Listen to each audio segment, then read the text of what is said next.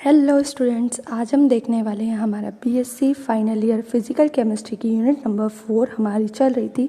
उसका next important question जिसका नाम है क्वांटम यील्ड, या फिर ये आपको दूसरे टाइप से एग्जाम में आ सकता है जिसे हम क्वांटम एफिशिएंसी भी बोल सकते हैं। दोनों हेडिंग से क्वेश्चन बन के आपको एग्जाम में आ सकता है, या फिर ये आपको इस तरह से भी एग्जाम में आ सकता है, explain primary and secondary process with example. Third type दे रखा है, इस टाइप से भी एग्जाम में आ सकता है, high and low quantum yield region, यानी इस तरह से क्वेश्चन बन के आएगा, explain high and low quantum yield. तो ये तीन टाइप के क्वेश्चन है, एक ही टॉपिक है लेकिन तीन तरीके से पूछा गया है। थोड़ा सा लेंथी क्वेश्चन है, इसलिए इसे हम दो पार्ट में देखेंगे। ठीक है, तो सबसे पहले समझ लेते हैं कि क्वांटम यील्ड यानी क्वांटम एफिशिएंसी होता क्या है। थ्योरी लिखी हुई है, quantum efficiency is a relation between number of quanta of light absorbed and number of molecule reacting in a given time। Quantum efficiency दो चीज़ों के बीच का रिलेशन होती है, ऐसा ये यहाँ पे बता रहा है।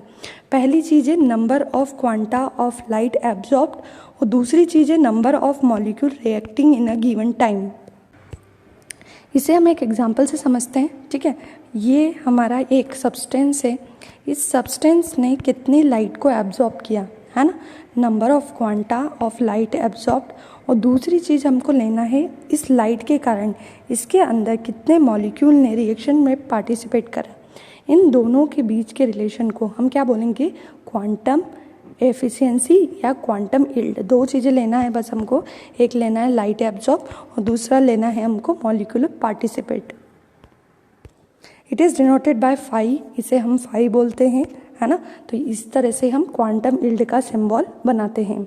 इसके बाद फॉर्मूला लिखा है क्वांटम यील्ड का, जो हमें आइंस्टीन ने दिया था, number of molecule reacting in a given time divided by number of quanta of light absorb in the same time. यानी ऊपर आपको लिखना है कितने मॉलिक्यूल ने रिएक्शन की, और नीचे आपको लिखना है कितनी लाइट एब्जॉर्ब की गई। आगे लिखा है when Einstein law is verified then the value of phi comes to be equal to 1। Bornstein study many type of chemical reaction and concluded that the value of quantum efficiency of all photochemical reaction is not 1। देखो, Einstein ने हमको क्या बताया था कि जितनी भी photochemical reaction होती है सभी के लिए क्वांटम एफिशिएंसी की वैल्यू कितनी आनी चाहिए, 1 आनी चाहिए, है ना। बट एक और साइंटिस्ट आए जिसका नाम था बोर्नस्टाइन, उनका कहना था कि सारी फोटोकेमिकल रिएक्शन के लिए क्वांटम एफिशिएंसी की वैल्यू 1 नहीं होती है। किसी में क्वांटम एफिशिएंसी ग्रेटर देन 1 होती है और किसी में लेस देन 1 होती है। ठीक है, तो आपको दो चीज़ याद रखना है। पहला तो क्वांटम एफिशिएंसी की डेफिनेशन क्या होती है, क्वांटम एफिशिएंसी को हम फाई से डिनोट करते हैं, और आइंस्टीन ने बताया था क्वांटम एफिशिएंसी की वैल्यू 1 होती है, लेकिन हमको बोर्नस्टाइन ने बताया कि क्वांटम एफिशिएंसी की वैल्यू लेस देन और ग्रेटर देन 1 भी हो सकती है। कैसे होती है वो हम आगे देखेंगे। हेडिंग डालेंगे डेविएशन फ्रॉम आइंस्टीन लॉ, यानी आइंस्टीन लॉ में जो डेविएशन होता है, डेविएशन मतलब क्वांटम एफिशिएंसी की वैल्यू लेस देन 1 और ग्रेटर देन 1 होती है, वो क्यों होती है वो हम देख रहे हैं। Bornstein state that the photochemical reaction is completed in 2 different process, primary and secondary process. Bornstein ने हमको बताया कि जो फोटोकेमिकल रिएक्शन होती है वो दो टाइप से हो सकती है, या तो वो प्राइमरी प्रोसेस से होती है या सेकेंडरी प्रोसेस से होती है, और इन्हीं दोनों प्रोसेस में जो क्वांटम एफिशिएंसी की वैल्यू है वो चेंज होती है। कैसे होती है वो नीचे देखते हैं।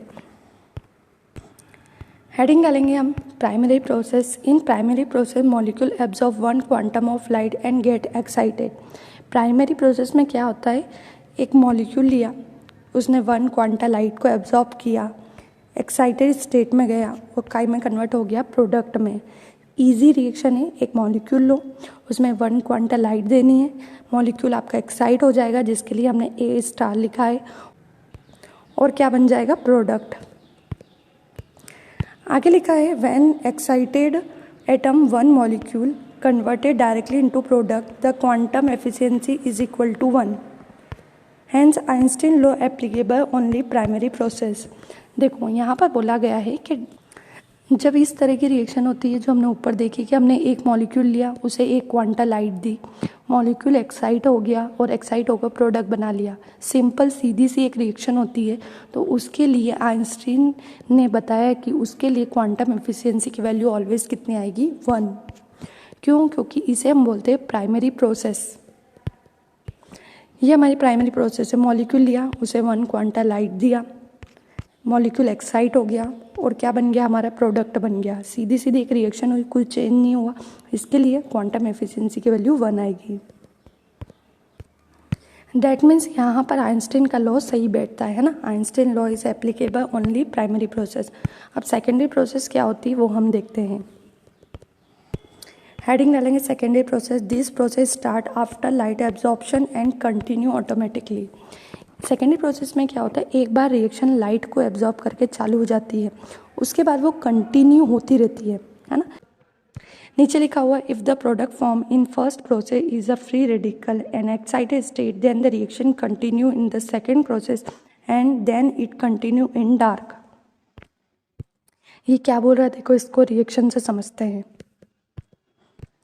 देखो सेकेंडरी प्रोसेस कैसे होती है। ये आपका मॉलिक्यूल था, इस मॉलिक्यूल ने लाइट को एब्जॉर्ब किया, एक्साइटेड हो गया। अगर ये आपकी जो एक्साइटेड स्टेट है ये फ्री रेडिकल बन जाए, है ना, क्या बन जाए, फ्री रेडिकल अगर बन जाए, तो ये जो है ये रिएक्शन को कंटिन्यू चलाते रहता है और रिएक्शन होती रहती है, जिससे बहुत सारे प्रोडक्ट बनते रहते हैं। इसे हम बोलते हैं सेकेंडरी प्रोसेस। प्राइमरी में ऐसा नहीं हो रहा था। प्राइमरी में क्या होता है, प्राइमरी में एक बार में रिएक्शन कंप्लीट हो गई, लेकिन सेकेंडरी में क्या होता है, रिएक्शन एक बार अगर चालू हो जाती है तो वो डार्क में भी यानी अंधेरे में भी चलती रहती है। तो ये होती है secondary process. So the value of phi is more than 1 और लेस देन 1। अब क्या हो रहा है, रिएक्शन चलती जा रही है ना। रिएक्शन डार्क में भी हो रही है, लाइट में भी हो रही है। तो उसके लिए जो हमारी फाई है यानी जो क्वांटम यील्ड की वैल्यू होती है वो या तो लेस देन 1 आती है, मोर देन 1 आती है, इक्वल टू 1 नहीं आती है। तो देखो इस पार्ट में हमने क्या देखा, क्वांटम यील्ड और क्वांटम एफिशिएंसी क्या होती है, इसकी डेफिनेशन देख ली, प्राइमरी एंड सेकेंडरी प्रोसेस देख ली विथ एग्जांपल। अब इसका एक और पार्ट है high and low quantum yield, यानी एक बार फाई की वैल्यू ग्रेटर देन 1 आएगी और एक बार फाई की वैल्यू लेस देन 1 आती है ना।